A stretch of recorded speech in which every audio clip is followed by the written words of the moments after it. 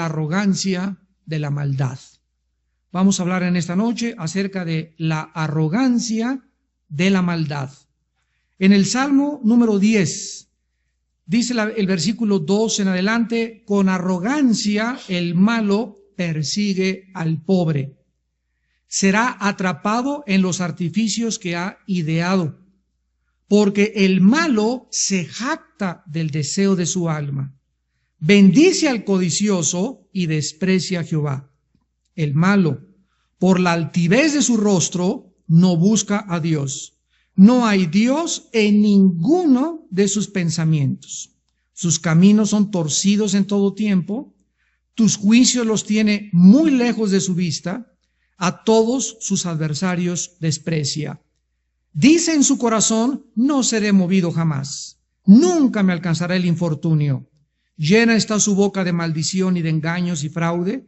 Debajo de su lengua hay vejación y maldad.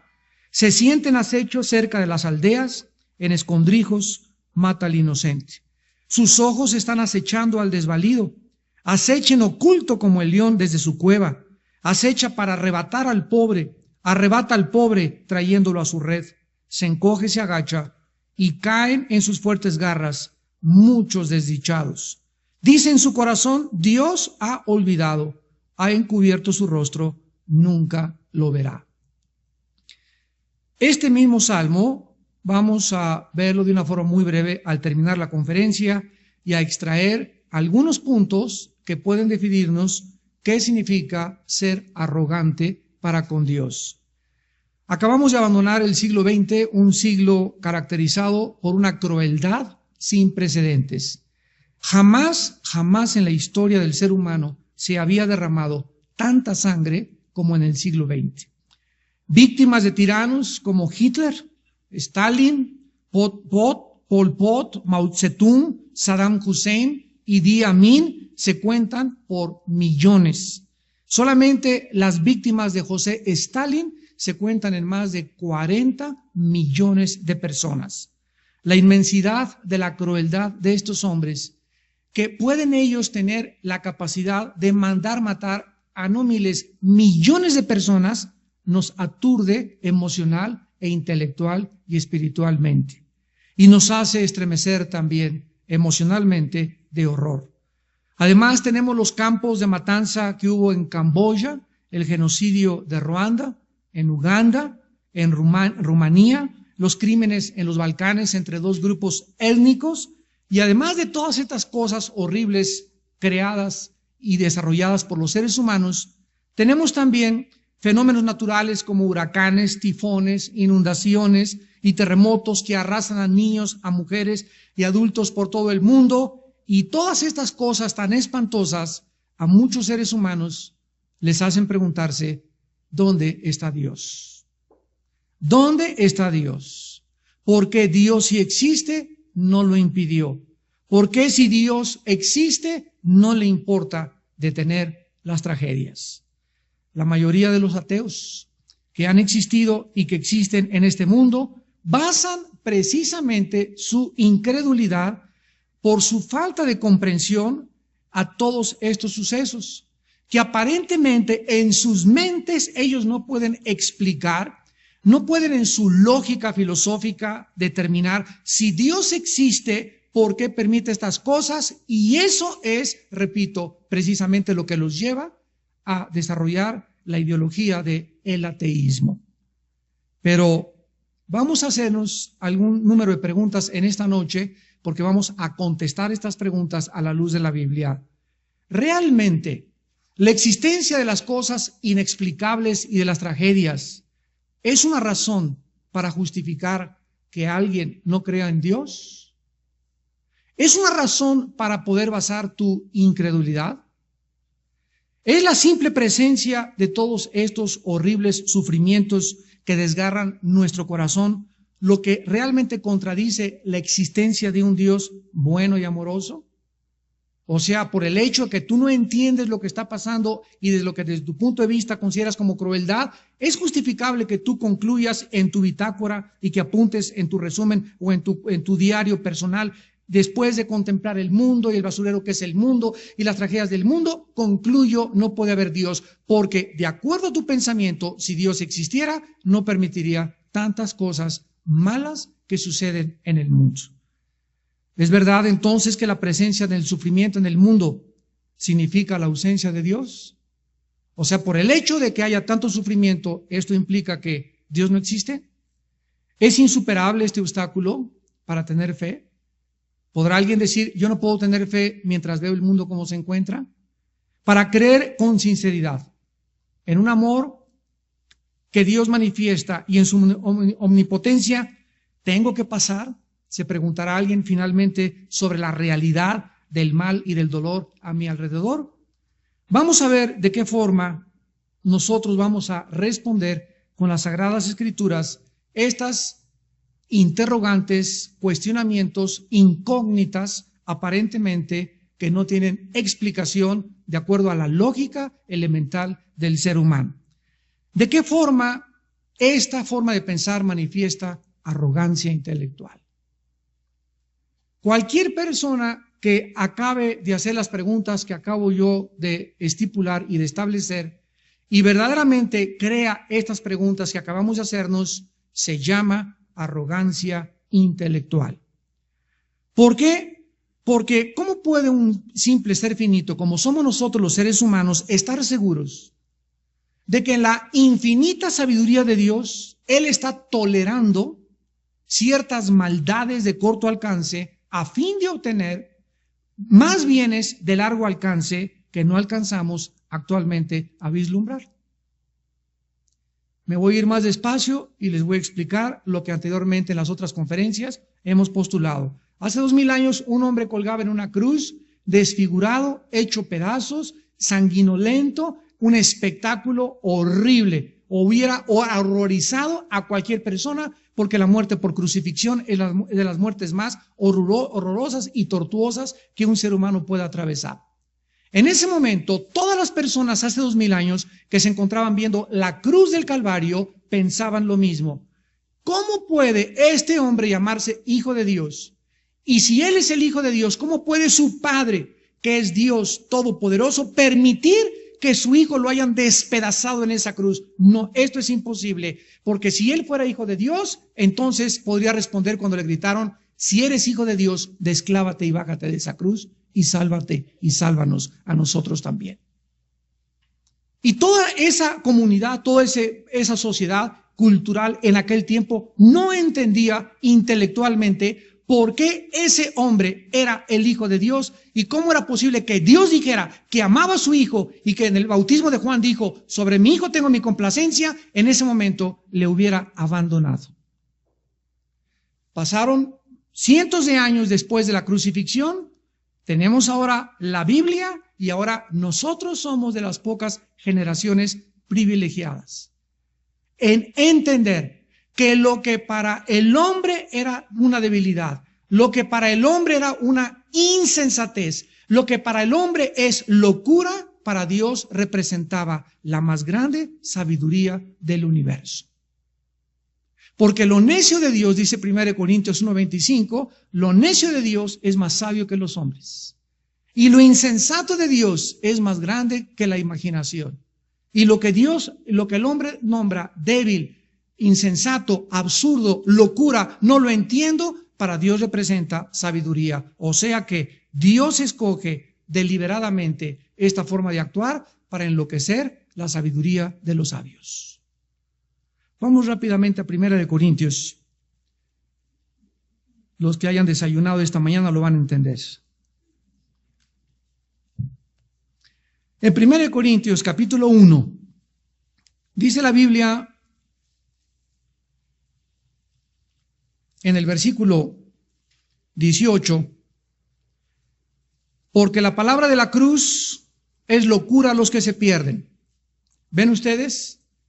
Desde el punto de vista humano, desde el punto de vista finito, desde el punto de vista natural de mi pensamiento, no me importa que tengas 3 doctorados o títulos académicos o que te llames Carlos Sagan y que seas astrofísico y que seas un gran pensante. desde el punto de vista bíblico, divino, espiritual, la mente del hombre finita es incapaz de alcanzar a comprender los pensamientos de Dios. Simplemente a nivel científico, un científico ateo es un científico limitado, porque la ciencia, el científico tiene que reconocer, tiene forzosamente un límite. Y si esa persona no considera que puede haber dentro de lo natural lo sobrenatural, se quedará siempre en el terreno de lo natural. Y sus experimentos que pasen o trasciendan lo natural serán inexplicables. Por ejemplo, el fenómeno ovni. Actualmente los astrofísicos y astrónomos y los que estudian al fenómeno ovni, si no creen que hay un mundo sobrenatural que está más allá del mundo físico visible, pues dicen, ¿verdad? Es que son extraterrestres y vienen de Marte, no sé qué tantas cosas. Y ahora los mismos físicos y los mismos astrónomos han demostrado que es imposible científicamente que haya vida en más de 500 millones de galaxias cercanas a la Tierra, por la velocidad, por el factor de la luz, por el factor del tiempo, por miles de cosas. Entonces, ¿cómo explicamos esa aparición en el cielo de esos fenómenos naturales que se llaman objetos voladores no identificados? La Biblia es un libro que nos abre lo natural, nos permite entrar a lo sobrenatural y nos revela que no estamos solos. Un mundo nos vigila. No es cierto. Dios dice en la Biblia que estamos rodeados de seres extraterrestres. No son marcianos, venusinos, ni de otra galaxia. Son ángeles de Satanás, que tienen bajo sus órdenes a otros seres extraterrestres que se llaman demonios, y que tienen el único propósito de engañar y desviar a los seres humanos de la verdad encontrada en la persona de Jesucristo. Entonces la Biblia nos abre este panorama y nos muestra que ahora sí, como entiendo que hay algo sobrenatural que trasciende lo natural, la Biblia es el único libro que nos explica qué es lo que sucede más allá de lo que la ciencia puede, limitada por sus investigaciones, descubrir o investigar. Y la Biblia es el libro que nos lleva a eso precisamente. Entonces la Biblia nos va a enseñar a transformar nuestra mente para que nosotros comencemos ya no a pensar ni a deducir como deduce y piensa el ser humano, sino como piensa Dios. Dice en 1 Corintios 2 que tenemos la mente de Cristo. Entonces dice 1 Corintios 1:18, la palabra de la cruz es locura a los que se pierden, pero a nosotros, los que se salvan, es poder de Dios. O sea, fíjense ustedes, la cruz tiene dos efectos. En unos, causa que la persona diga, no puede ser, Dios está loco, como el otro día vi al gurú Rajneesh. ¿Saben lo que dijo el gurú Rajneesh en un periódico de Los Angeles Times? Dijo, es que Jesús fue demasiado débil. Por eso perdió y fue crucificado. Yo dije, ja. Ahí está otro ejemplo de una persona que se cree que es gurú y que se cree que la meditación trascendental, etcétera, etcétera. Sin embargo, se enfrentan con el mensaje de la Biblia y para ellos es locura. Viene otra persona, ¿cómo puede Dios ser Dios si aquí hay sangre y que hay guerras? Yo no entiendo esto. Ahí está la comprobación de que con tu mente natural nunca entenderás la mente de Dios. Lo que para ti es locura, para Dios es sabiduría. Y dice el versículo 19, porque está escrito, destruiré la sabiduría de los sabios y desecharé el entendimiento de los entendidos. O sea que Dios hizo un plan. Y Dios dijo, cuando yo intervenga en el mundo, en el planeta llamado Tierra, y mande a mi Hijo Jesucristo, Él va a traer un mensaje que va a avergonzar y hacer más locos a los que se dicen sabios y entendidos. Y así como el pecado entró por el intelecto cuando Eva aceptó la mentira de Satanás de que Dios era mentiroso y que Dios no era bueno, porque el ataque de Satanás fue sobre dos áreas. Dios miente y Dios no es bueno. Entonces, cuando Dios le dijo a Adán, no comas de la fruta del árbol del bien y del mal, ¿qué la fruta tenía veneno? ¿Se imaginan a Adán? ¿Qué tiene veneno? No, le contesta Dios. ¿Qué echa a perder? No, tampoco. Entonces, ¿por qué? Cállese y obedezca. O sea, cuando Dios le dio la orden a Adán, él estaba buscando un hijo que le obedeciera sin cuestionarlo. ¿Y por qué no lo cuestionaría? Basado en que lo que él dice es lo mejor para mi vida. El ataque a Satanás a tu vida, escúchame, va a venir sobre la bondad de Dios. Si Dios te dice no tengas sexo antes de casarte, viene el diablo. ¿Pero por qué? Hay que probar, hay que experimentar, todo el mundo lo hace. Pero si tú en tus pensamientos dices, Señor, yo no lo entiendo, pero te obedezco basado en tu bondad, en ese momento caminas por fe. Y sin fe es imposible agradar a Dios. Ahora bien, ¿de qué forma entonces esta manifestación intelectual arrogante de la mente humana nos muestra, verdad, que el hombre está totalmente equivocado? Vayamos ahora al libro de Romanos, regrésense de Corintios atrás, es un libro atrás de Corintios, Romanos 9. Vamos a ver algunos pasajes por los cuales el hombre es tan arrogante que él cree entender a Dios. Si Dios es Dios, si yo fuera Dios, yo no permitiría las inundaciones, ni las guerras, ni los genocidios, ni esas cosas tan horribles. Si Dios es amor, bueno, eso es lo que tú piensas. Pero Dios no piensa como tú piensas, sus pensamientos son diferentes y Él quiere que lo entendamos. Romanos 9, versículo 20 al 23, y dice: mas antes, oh hombre, ¿quién eres tú, renacuajo, para que alterques con Dios? ¿Dirá el vaso de barro al que lo formó, por qué me has hecho así? ¿O no tiene potestad el alfarero sobre el barro para hacer de la misma masa un vaso para honra y otro para deshonra? ¿Y qué si Dios, queriendo mostrar su ira y hacer notorio su poder, soportó con mucha paciencia los vasos de ira preparados para destrucción, y para hacer notorias las riquezas de su gloria, las mostró para con los vasos de misericordia que Él preparó de antemano para gloria? ¿Qué nos está diciendo la Biblia? Nos está diciendo lo siguiente: yo soy el alfarero, es una persona que se dedica a hacer objetos de barro. Entonces hago una cazuela de barro y le doy forma a la cazuela de barro, y entonces después de que hago esa cazuela de barro necesito meterla al horno para que el horno pueda ya solidificar su masa y pueda ya, etcétera, etcétera, hacerla ya estable y después sacarla. Mientras el vaso de barro está dentro del horno, el vaso, si pudiera pensar, diría: mi amo no me quiere,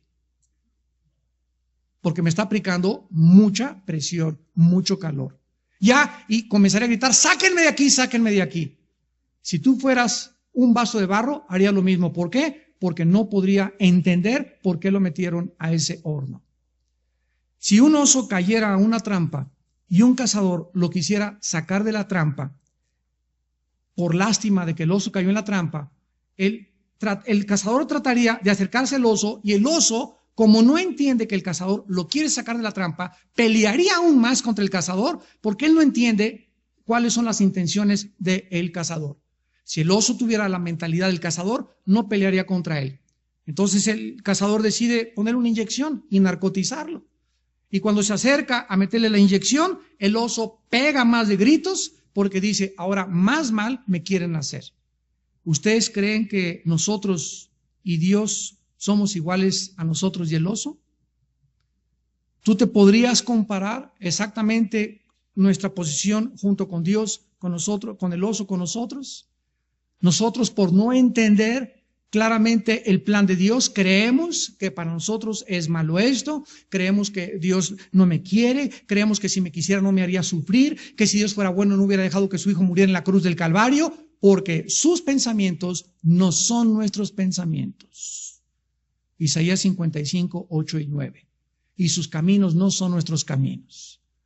Entonces, ¿quién eres tú para que alterques con Dios? ¿Quién es ese vaso dentro del horno que le comienza a gritar al alfarero: sácame de aquí?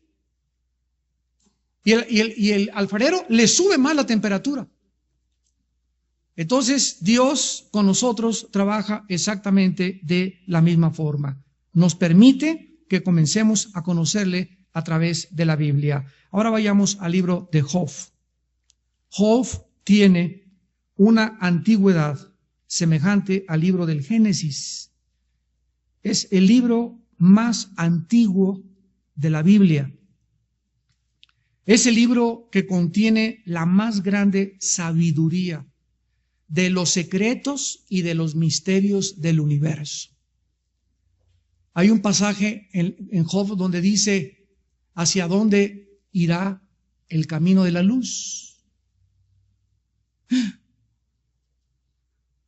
La ciencia dice que la luz viaja, que la luz nunca está estática y que al contrario las tinieblas están siempre estáticas. ¿Qué cosa es las tinieblas? La ausencia de luz viajando.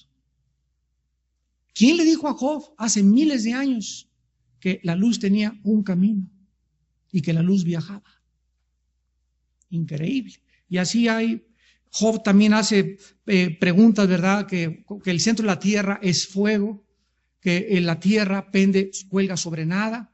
Explicó Job el ciclo meteorológico de la evaporización del agua, miles de años antes de que la ciencia ni siquiera comenzara a hacer sus primeros pininos en descubrir todas estas verdades. La Biblia ya las establecía en el libro de Job. Ahora miren aquí en Job capítulo 36.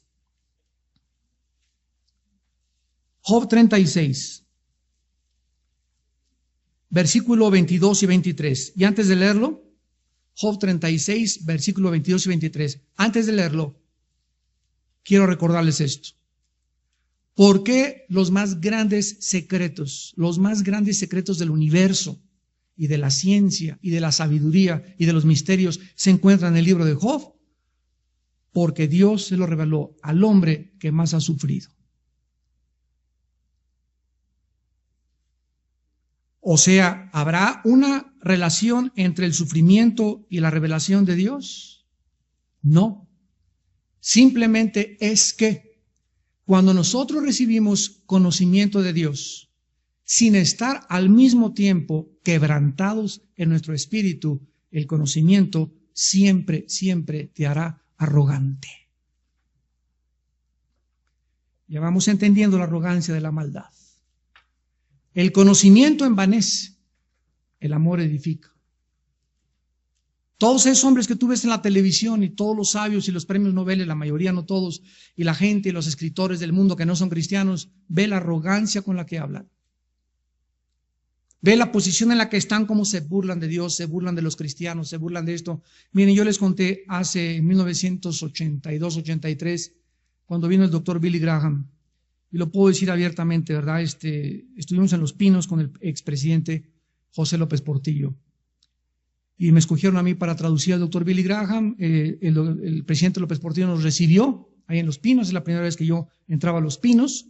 En su oficina particular, toda su oficina la tenía llena de víboras. Él era adorador de Quetzalcóatl, que es la serpiente emplumada. Tenía cascabeles, así, fotos de todo, era víboras en su oficina.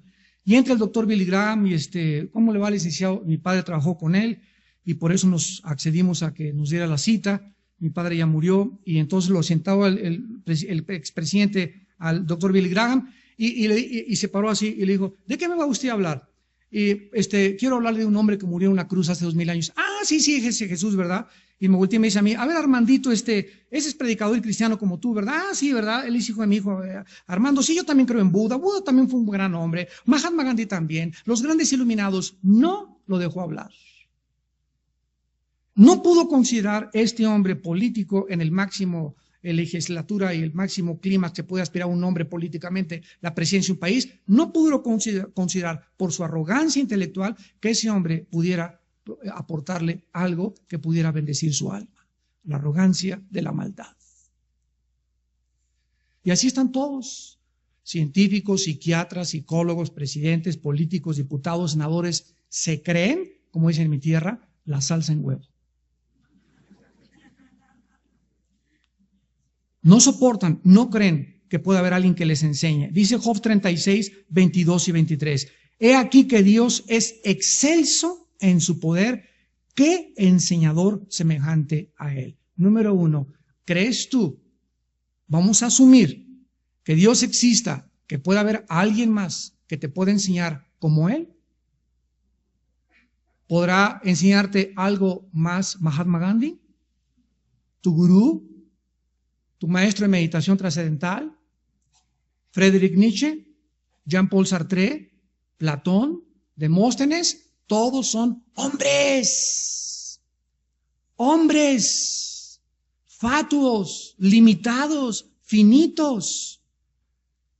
Nuestra inteligencia, nuestra capacidad nunca podrá alcanzar la infinitud de Dios. Si el hombre quiere conocer a Dios, no lo va a alcanzar por sus pensamientos. Es necesario, dice la Biblia, que Dios se revele a nosotros. Si no, nosotros nunca hubiéramos podido alcanzarlo. Él tuvo que bajar del cielo y hacer un puente entre el cielo y la tierra para que nosotros pudiéramos subir. Él bajó para que nosotros pudiéramos subir. Y esa escalera, ese puente se llama Jesús. ¿Quién, versículo 23, le ha prescrito su camino? ¿Y quién le dirá, has hecho mal? A ver, asume que eres un niño que entras a segundo de primaria, ya que vas a que me enseñen. Imagínate que llegues a segundo de primaria y le digas al maestro, ¿y por qué 2 y 2 son 4? Y a ver, explíqueme. ¿Por qué un niño de 3 años, cómo nacen los niños? A ver, mamá, explica cómo nacen los niños. ¿Sabes una cosa? Mira, mijito, ahorita tienes que aprender aritmética, después vamos a pasar a las sumas, multiplicaciones, después a raíz cuadrada, quebrados, matemáticas, logaritmos, cálculo diferencial, ecuaciones, y todo tiene su proceso de aprendizaje. Pero si tú estás en segundo y quieres aprender cosas de quinto o de sexto, no es de que seas bruto. Es de que tu cerebro no está desarrollado, ni tu capacidad intelectual para poder asimilar y recibir lo que solamente con el desarrollo se puede obtener. Entonces, entras a primero de arquitectura o entras a una clase de japonés, a ver, ¿dónde dice, cómo se dice en japonés? Espérame tantito. Primero te voy a enseñar la A. Cuando entras, todos son jeroglíficos, nada en japonés sabes. Pero después la A, esa es la B, esa es la C, esa es la D, y conforme va pasando el tiempo, todo comienza a aclararse. Y ya no es un ambiente confuso el que tienes delante de tus ojos, ni un retrato disfigurado, sino ahora cobra sentido y entiendes que el japonés tiene otra manera de expresarse y comienzas a entenderlo. Pero no es posible que llegues el primer día y le digas, a ver, ¿cómo se dice esto? ¿Y esto qué quiere decir? Yo no lo entiendo. Pues claro que no lo entiendes, estás comenzando a aprender japonés. Cabeza de lagarto. Y lo mismo con Dios, por el amor de Dios. ¡Cuánta arrogancia! Si Dios es esto, dice, espérame tantito. A ver, ¿tú quién eres? Chinche, renacuajo de agua puerca. ¿Crees realmente que tu sabiduría y tus asunciones y tus presuposiciones son más grandes que los pensamientos de Dios? ¿Realmente lo crees? Arrogancia. Arrogancia.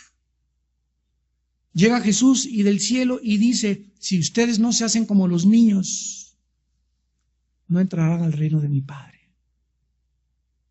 ¿Y por qué nos pone Jesús de ejemplo a los niños? Porque a un niño de 4 o 5 años lo programas y si eres budista, lo haces budista. Si eres católico, lo haces católico. Si tienes lo que tú le pongas al niño, el disco duro lo tiene limpio. El programa, el software que le metas, ese es el que va a hacer porque su mente está limpia. ¿Cuál es nuestro problema con nosotros? Que traemos 10 programas. Traes el programa de Stalin, el programa de Marx, el programa de Freud, el software de Sartre, el software de Hitler, de los nazis, del liberalismo, etcétera, etcétera. Y cuando Dios quiere meter nuestro programa, necesitamos limpiar el disco duro totalmente. Necesitas ir al hospital de una computadora para que te saquen toda la información y te programen de nuevo, para que te configuren el cerebro que tienes. ¿Me vas siguiendo? Vamos ahora a Job capítulo 37. Perdón. Versículo 5. Job 37, 5. Truena Dios maravillosamente con su voz. Él hace grandes cosas que nosotros no entendemos. Cuando un papá le pega a un niño de 3 años, en la mente del niño asocia el castigo que su papá no lo quiere, porque si mi papá me quisiera, me compraría lo que le pedí, y si mi papá me quisiera, no me pegaría. ¿Y qué dice la Biblia? El que detiene al castigo, a su hijo aborrece. cuando fueron a sacar a Hussein de Irak, los periodistas y los medios de comunicación comenzaron a propagar esta mentira. Se están vengando de los terroristas. Y cuando vi la palabra venganza en los periódicos, dije que lejos estamos aún de la Academia de la Lengua y la Literatura Española de Cervantes. Ni siquiera sabemos la diferencia entre venganza y retribución. Cuando la policía va a Tepito a buscar a los criminales o a buscar a un secuestrador, no se están vengando de los secuestradores, están buscando traer a la justicia a los que son amenazas a la sociedad. Y eso no es venganza. Y cuando comenzamos a definir los términos y a entender cómo se ha alterado la forma de pensar, ahora le llaman al adulterio una cana al aire. Al robo, el comunismo le llamó expropiación. Al crimen, eliminar por causa del Estado. Y cuando comenzamos a hacer los huevos con jamón y tocino, y les echamos crema de la de nosotros, y comenzamos a hacer nuestro propio omelette y nuestra propia definición y nuestra propia filosofía, comenzamos a darnos cuenta cómo la arrogancia de la maldad trata de ocultar y racionalizar nuestras acciones para poder justificarnos. De acuerdo a la investigación del FBI, en todos los estudios que los criminólogos han hecho en Estados Unidos, no existe un criminal que no se crea bueno. No soy tan malo, maté a 30, hay quienes han matado a 40. Malo Hitler, él mató 6 millones, yo me eché como a 50 nada más. Cuando entrevistaron al Mocho Orejas, dijo, yo no tengo absolutamente ninguna mala conciencia de lo que hice. Para mí era algo que aceleraba todo mi sistema nervioso, el secuestrar. Y era una necesidad como la droga. Así confesó este hombre. Nos damos cuenta a dónde puede llegar la arrogancia y la maldad de cauterizar el alma y suprimir la voz de Dios en el corazón humano. Job 37, versículo 20. Será preciso contarle cuando yo hablare, por más que el hombre razone, quedará como abismado. Por más que el hombre razone, quedará como abismado. Job 40, versículo 2. ¿Es sabiduría contender con el omnipotente?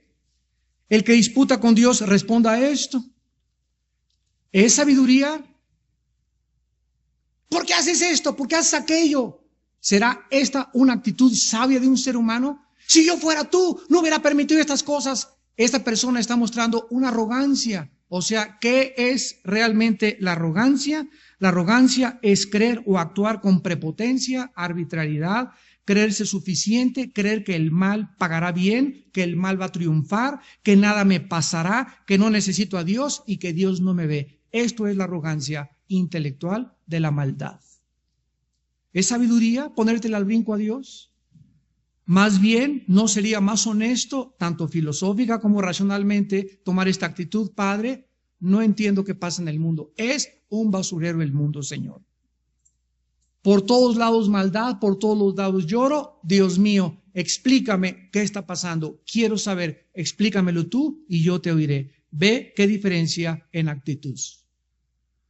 Y esta fue la actitud de Job, por lo cual Dios le reveló los más grandes secretos del universo. Y la misma actitud es, ¿por qué esto? ¿Por qué te basta mi niño? ¿Por qué me pasó esto? ¿Por qué me quitaste el trabajo? Ahora que soy cristiano me pasan todas estas cosas. En lugar de, Padre Santo, ahora soy tu hijo y me está yendo como en feria. Explícame, Señor, pero yo en paz me acostaré y así mismo dormiré, porque Jehová es mi pastor, nada me faltará. Esta actitud de confianza en la bondad de Dios hace que tu mente se abra. Baja del cielo una paz que sobrepasa el entendimiento, y mientras son peras o son manzanas, mientras entiendes y no entiendes, Dios te mantiene con paz en tu corazón.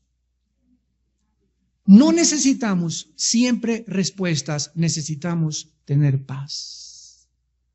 Porque la paz nos va a ayudar a soportar lo que no entendemos. Dice en Job 40, versículo 8, ¿invalidarás tú también mi juicio? ¿Me condenarás a mí para justificarte tú? Desde el inicio de la creación del mundo, Caín mató a Abel. Y Caín es el primer prototipo de la arrogancia y la maldad. Se acerca a Dios y le dice a Caín, ¿dónde está tu hermano? Y contesta en Génesis 4:9, ¿acaso soy yo guarda de mi hermano? ¡Qué arrogancia de la maldad de Caín! ¿Qué acaso yo soy la nana de mi hermano? ¿Por qué me estás preguntando eso a mí? Y lo mismo nos dice Dios en el siglo XXI, ¿dónde está tu hermano? Y tú me puedes contestar en esta tarde que acaso yo tengo que consolar a la persona que está junto, que acaso yo tengo que traerle las tortillas a mi madre, que acaso me tengo que someter a mis padres, que acaso no tengo por qué ser fiel a mi esposa. ¿Dónde está tu esposa? A mí no me importa, tengo otras mujeres en mi mente y soy adicto a la pornografía. Cuando comenzamos nosotros a permitir que la arrogancia invade el corazón, comenzamos a volvernos extraños en nuestras relaciones interpersonales. Y comenzamos a deshumanizarnos donde no me importa nadie más que yo. ¿Cuántos cristianos, no levanten la mano, van a las iglesias? Es que me voy a otra iglesia porque aquí nadie me ama. Ando buscando una iglesia donde me amen, donde me den Coca-Cola, palomitas, sean buenos, vayan a mi casa, me visiten. Sin embargo, si tú tienes esa actitud y esa perspectiva de la vida cristiana, es la razón por la cual eres tan desdichado y tan miserable. Porque Jesús no vino a servirnos, sí, no vino a que lo sirviéramos, sino nos vino a servir. Entonces tú vas a una iglesia no a esperar a que te amen, sino a buscar a quien puedes amar. Es que estuve en el hospital y nadie vino a verme, porque cuando tú estabas sana, ¿a quién fuiste a ver al hospital? Estoy en la cárcel y nadie me ha venido a visitar, y cuando eras libre, ¿fuiste a visitar algún preso? ¿Algún orfanatorio? ¿Algún asilo para ancianos? Lo que sembramos, recogemos. Y finalmente, vamos a acabar en Apocalipsis 9 y veamos en Apocalipsis 9, para terminar, la arrogancia al final del mundo en la que los hombres van a acabar. Dios nos ha dado demasiadas evidencias de su existencia. Cada vez que el diablo ataca mi mente personalmente y me dice, no, Dios no te ama, o Dios no te va a sacar de esta, o Dios no se preocupa por ti, o Dios no te va a sanar, etcétera, siempre recuerdo, cuando no entiendo por qué me robaron mi carro, por qué asaltaron mi casa, por qué me pasó esto, en ese momento apodérese de ti y ármate de un solo pensamiento, la cruz. La cruz. Inmediatamente Jesús en la cruz. Jesús en la cruz es la prueba más grande que Dios me ama. Y no entiendo, y sigo sin entender muchas cosas en la vida, pero una cosa sé, Él me ama. Y todas las cosas que aparentemente ahorita yo creo que son malas para mí, Él las va a convertir para mi bien. Y mi confianza en esa bondad en Dios me da paz para vivir. Me sostiene, me anima, y el Dios de esperanza me llena de todo gozo y paz en el creer, para que mi esperanza nunca muera, porque Él es el Dios de la esperanza. En el libro Apocalipsis 9, versículos 20 y 21, veamos el último cuadro de los seres humanos. Después de todas las tribulaciones y las plagas que van a caer sobre este mundo. Dice Apocalipsis 9, 20 y 21. Y los otros hombres que no fueron muertos con estas plagas, ni aún así se arrepintieron de las obras de sus manos, ni dejaron de adorar a los demonios y a las imágenes de oro, de plata, de bronce, de piedra, de madera, las cuales no pueden ver, ni oír, ni andar. Y no se arrepintieron de sus homicidios, ni de sus hechicerías, ni de su fornicación, ni de sus hurtos. Uno de los pecados más grandes y más rampantes del siglo XXI es la inmoralidad. Hace una semana se entregaron los premios Grammy a las mejores cantantes. Creo que fue en Hollywood. Invitaron a una muchacha que es tu ídolo, que se llama Madonna. ¿Saben lo que hizo esta muchacha? Agarró a la muchacha que representa a toda la juventud actualmente, Britney Spears, y a otra muchacha cantante, Aguilera, y a las dos las besó en la boca. Los mismos periodistas, todo el mundo se quedó así. ¿Qué es lo que va a pasar? Que ahora se va a convertir en algo normal que las mujeres se besen en la boca, porque Madonna lo hizo a las dos más grandes cantantes que representan al mundo artístico en el mundo. ¿Y qué es lo que está haciendo el diablo? Tomar mujeres como ella, como Michael Jackson, políticos, filósofos, a través de los cuales expresar una nueva ideología, un nuevo estilo de vida, que son las gentes que más el mundo adora e idolatra, y hacer las cosas que parezcan normales cuando Dios le llama a la homosexualidad y al lesbianismo pecado. Todos los que practican estas cosas, dice la Biblia, no heredarán el reino de Dios. Pero es la degradación a la que el mundo ha llegado. Leí los comentarios al otro día en los periódicos, todos eran favorables. Qué buen tino, qué trancazo se aventó Madonna.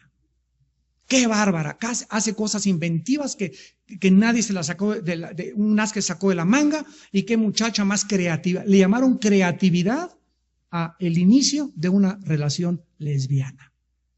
Ahora es creatividad. Y así el mundo seguirá, tal como dice la Biblia, y no se arrepentirán, a pesar de todo lo que está sucediendo a nuestro alrededor. Esto se llama la arrogancia de la maldad. Oremos.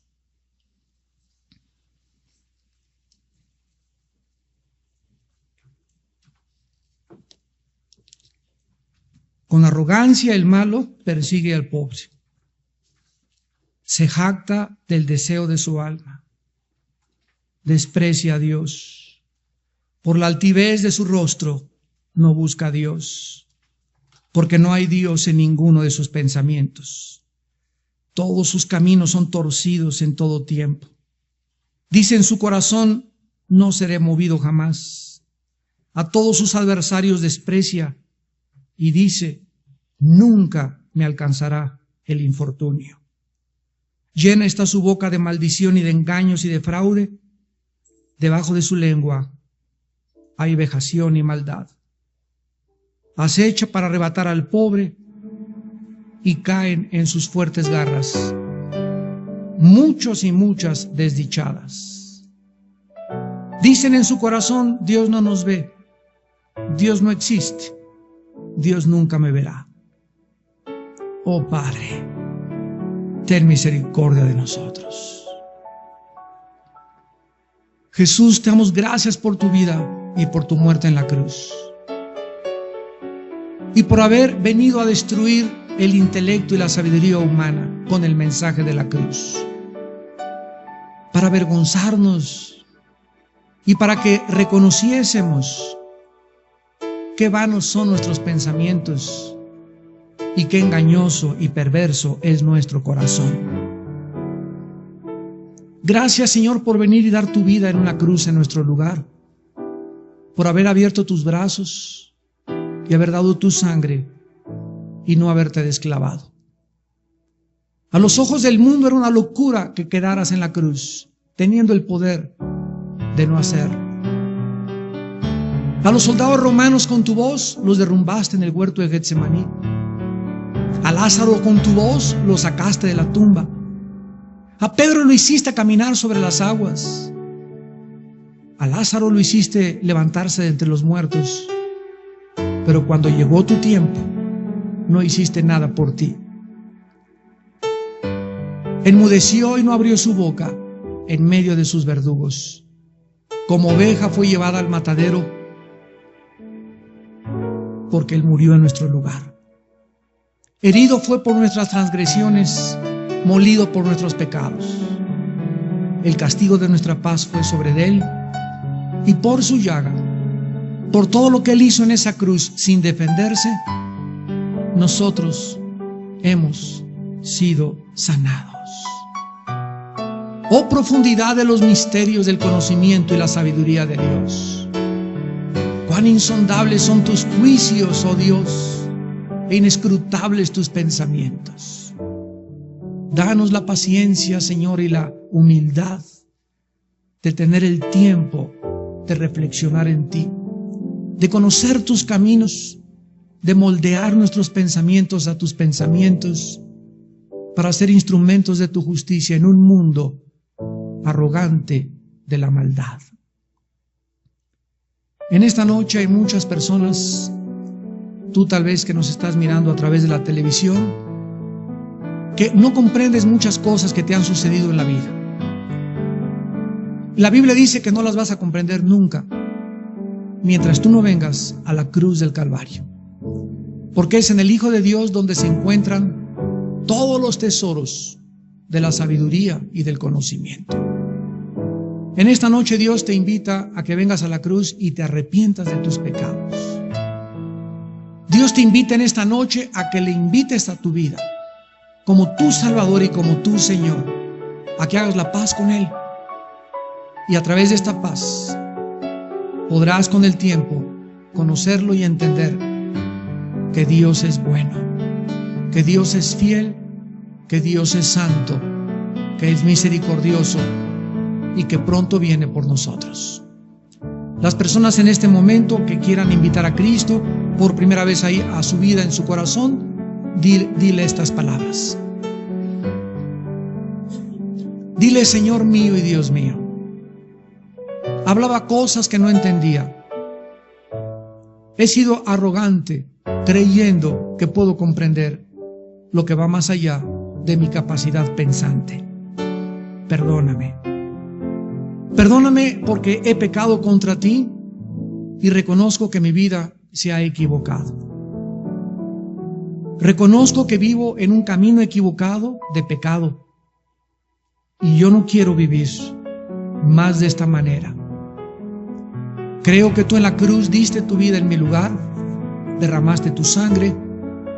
Creo que a los 3 días te levantaste de entre los muertos y creo que vienes pronto por mí. Señor Jesús, te pido a ti, Hijo del Dios Altísimo, que en este instante entres a mi vida como mi Señor y mi Salvador. Que me salves, que cambies mi manera de pensar y que me hagas pensar como tú piensas y vivir como tú viviste. Gracias por tu muerte en la cruz y gracias porque salgo en esta noche con tu paz. Con tu paz de saberme perdonado, perdonada y que ahora tengo la vida eterna. Y a ti te bendigo, Jesús, Hijo de Dios, mi Señor y mi Salvador, porque gracias a ti, en esta noche, he vuelto a vivir. Bendito Jesús.